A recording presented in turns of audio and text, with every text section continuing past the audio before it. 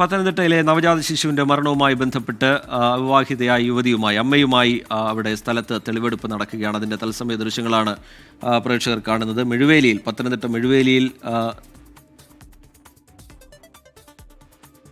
മെഴുവേലിയിൽ നവജാത ശിശുവിനെ മരിച്ച നിലയിൽ കണ്ടെത്തിയ സംഭവത്തിൽ അവിവാഹിതയായ അമ്മയുമായി പോലീസിന്റെ തെളിവെടുപ്പ് ഇപ്പോൾ നടക്കുകയാണ്. ഈ കൃത്യം നടന്ന സ്ഥലത്ത് ഈ യുവതിയെ എത്തിച്ച് 21 വയസ്സുകാരിയായ യുവതിയെ എത്തിച്ച് ആവശ്യമായ തെളിവുകൾ ശേഖരിക്കുന്നു. ഈ ഘട്ടത്തിൽ അന്വേഷണ സംഘം യുവതിക്കെതിരെ കൊലക്കുറ്റമടക്കം ചുമത്തിയിട്ടുണ്ട്. എ വി ജയശങ്കർ വിവരങ്ങളുമായി ചേരുന്നുണ്ട്. ജയശങ്കർ, വിവരങ്ങൾ എന്താണ് ജയശങ്കർ?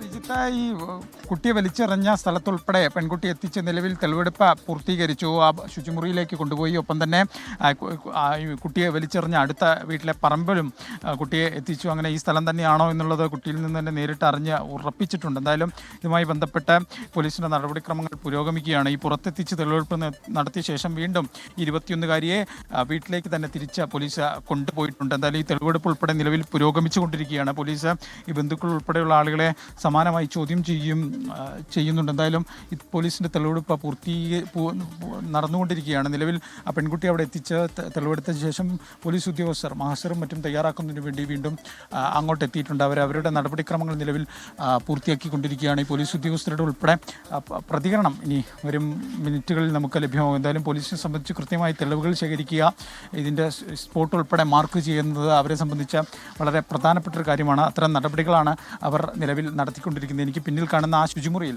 പോലീസ് ഉദ്യോഗസ്ഥർ നിൽക്കുന്ന ആ ശുചിമുറിയിലാണ് ഈ പെൺകുട്ടി പ്രസവം പൂർത്തിയാക്കിയതിനു ശേഷം പോകുന്നത്.